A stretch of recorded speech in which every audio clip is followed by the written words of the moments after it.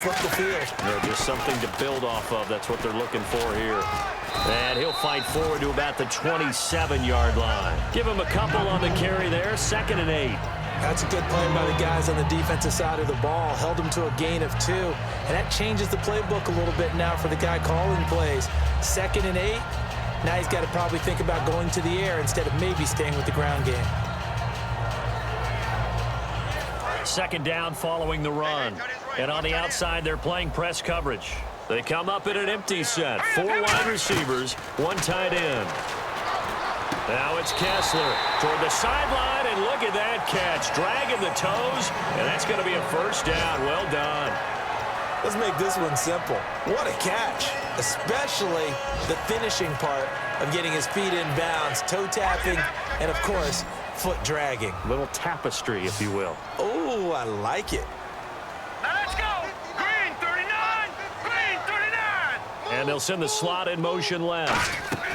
A 1st down carry now for Crowell. No gain on the play. It'll be 2nd down. Off the corner. Where'd he come from? Well, yeah, I guess he came off the corner, but really nice play. I like when you're able to pose a question and answer it at the same time. That's exactly where he came from, but it's not something that you normally see. Most of the time, we're thinking about those guys covering pass catchers. In this case, he was a big factor in the run game. No gain. 10 yards still left on 2nd down. 3 receivers to the left, 1 to the right. On 2nd down, Kessler. That's complete. It's Gordon. Gordon loses the football. It's loose. And they'll start with great field position at the 40.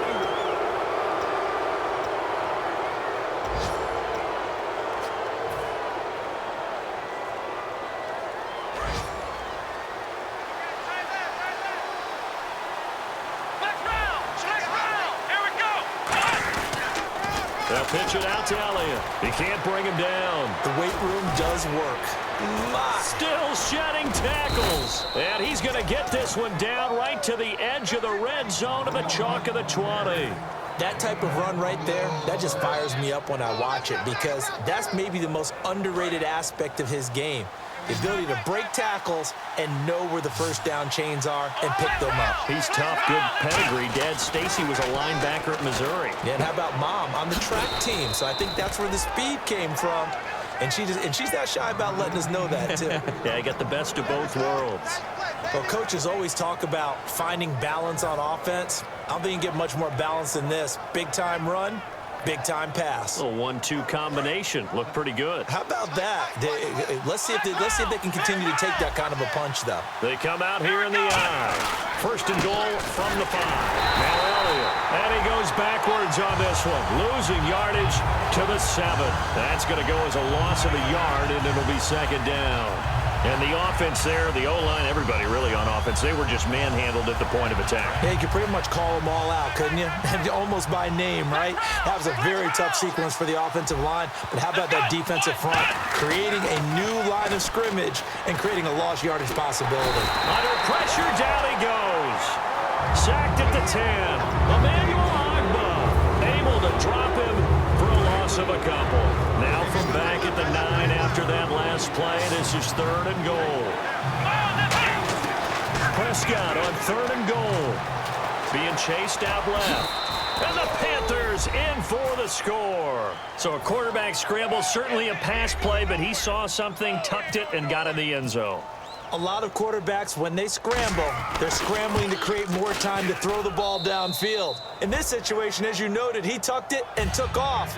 Great play by him. The kickoff unit is out on the field, and they will send this one away. Now it's Duke Johnson here on the return.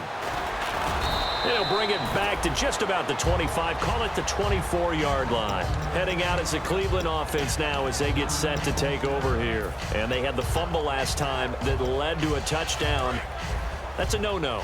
We'll see what they do here this go-around. A big no-no. Put that in capital letters. Turning it over, the other team takes it down and scores. That can be a deflator for a football team.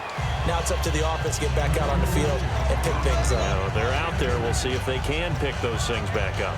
When we talk about Luke Kuechly, You can't talk about his overall game without talking about his intelligence and how he controls the whole defense. He quarterbacks that defense, and at times will actually make checks, just like a quarterback would on offense to get them into the right defense. They definitely were on that play. How about that finish? Holding that to a minimal gain. No gain on that run, and while the team is down, there's still time to come back and win the football game. If I'm the offensive coordinator, though, I've got to think about moving at a faster pace and maybe opening things up a little bit and throwing it a little bit more. On third down, Kessler. And he couldn't hang on to it through the contact. Incomplete. And he's certainly not a guy that drops that football very often. Indeed, because that's a bit of a surprise. I know he's in the middle of some traffic and people, bodies all around him, but he usually has the focus to haul that one in.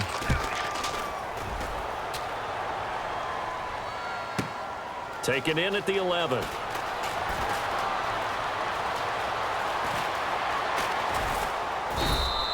Great blocking, nearly sprung in there. 28-yard return. And out will come the offense as they take over. Carolina getting set to take the field. And they were able to punch it in the end zone last time. They'll be looking to do that again here for the defense. Obviously, they'll be looking to stop them from punching it back in the end zone. It always is punch-counter-punch, isn't it? And which team has the advantage? Well, let's just go back. Last time on offense, they rolled downfield, got into a good rhythm. You can see a little more bounce in and out of the huddle. You can see the sideline really get into the game. So defensively, you're thinking to yourself, how do we take that away from them? How do we get the advantage back? Let's see what they come up with. I think pressure is always the first way to go. You love pressure. I love it. We'll see if they dial it up this drive. And he'll be out of bounds, able to take it down to the 40. A really nice pickup of 14 yards, and it moves the sticks.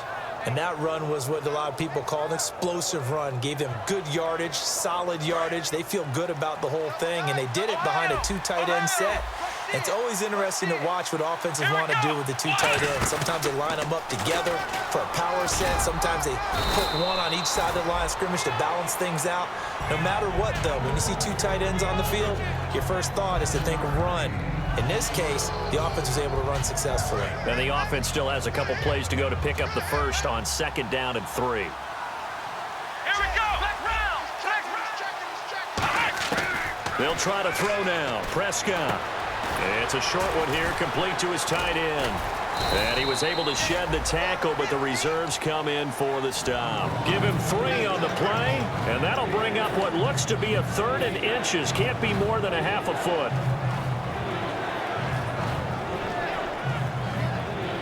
Still in search of the first down after that last completion.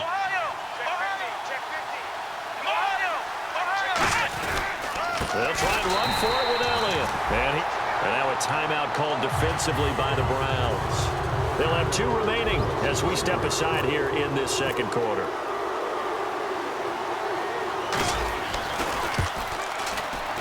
And this one looks good. It is good. Right down the pipe. And that will open the lead up now to 20-7. A little bit of a lower trajectory there on the deep kick, and it worked. Had to do it because he had to drive it out low because of the length of the kick. Able to do that, got it above the defense, and over the post. And not a bad return here. He gets it out to the 25-yard line. And now Cleveland geared up to take the field. And they're coming off a 3-and-out, my friend. I think they've got to look at that play sheet and go to a spot that they haven't gone before. Time to shake things up a little bit to try and get this offense moving. Okay, so how do you do that? How do you shake things up? You look at what you've called before, realize it hasn't worked so well. Go to something else. And maybe you try and find one of those special plays from one of your better players, and maybe try and hit something big and get things going in the excitement area. To throw is Kessler. The throw to the left side, caught by Coleman.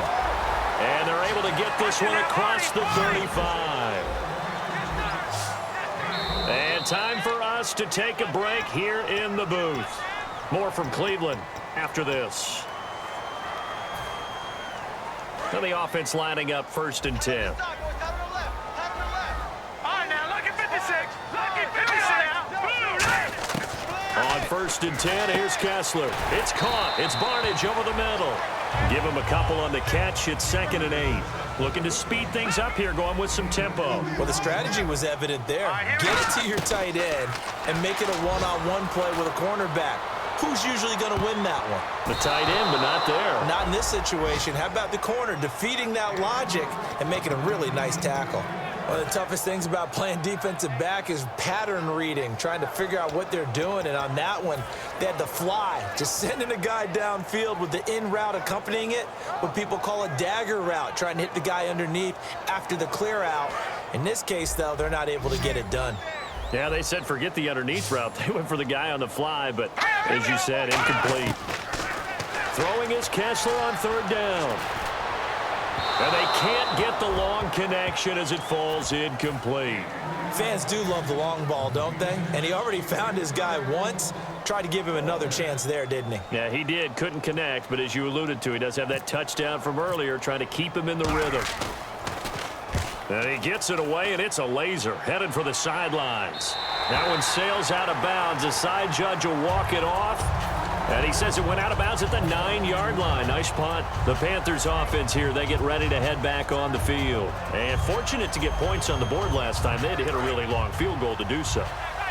The kickers in today's game are so good and so skilled and hit from distances that we almost start to take them for granted.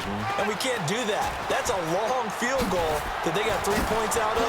They've got to feel good about that, and they better make sure they love him up because he's helped them out. Yeah, now we'll see if that offense can put 6 on the board here. We'll see.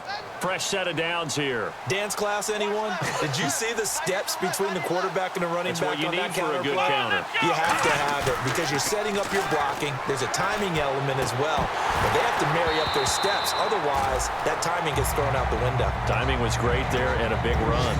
Oh, man, for him to be that wide open and drop it. Sometimes you have just too much time on your hands, right? You end up thinking way too much, and your hands get shaky. And yes, he's a tight end, but that's a catch he should have made.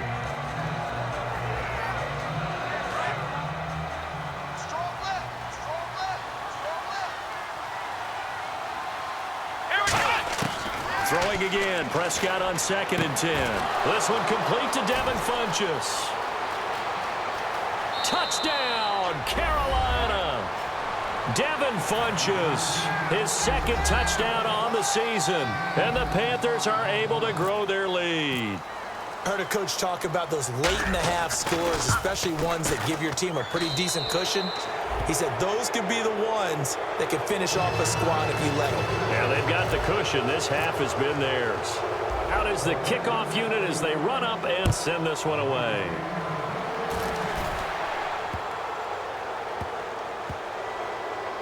This will be taken very short. And here are the Browns now as the offense comes back out onto the field. And what do you think goes on here in this situation? If you got the football, you're trailing, you're back in your own territory with just a little time. Do you try something? You're thinking about jump-starting your team, right? You just mentioned it. They're down. They're trying to get back into the game. But you got to figure if something goes wrong, you may have put yourself in a spot where you may not be able to come back in the second half. Managing risk, this is a big decision here.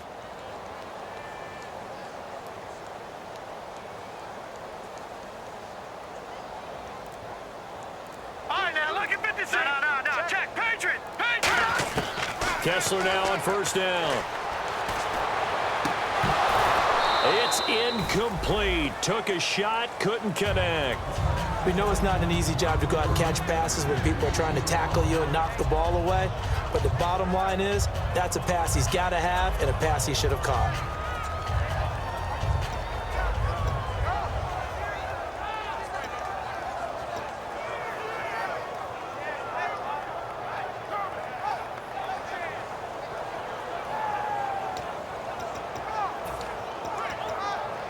So 2nd and 10 here. Looking to jam the receivers at the line here. Press coverage look defensively.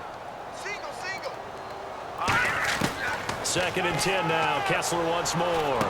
Coleman has it here right side. And brought down, but not before reaching the 45-yard line. Quarterbacks love slant routes because the receivers are breaking right into their line of vision. And the receivers love them as well because they're getting the ball on the move and able to catch it and try and get upfield and gain additional yardage. The tight end, Gary Barnidge, the intended receiver. And it's 2nd down. Today's NFL, these big guys are featured receivers. They move them all over the place to try and find good matchups. And they had one. They were just on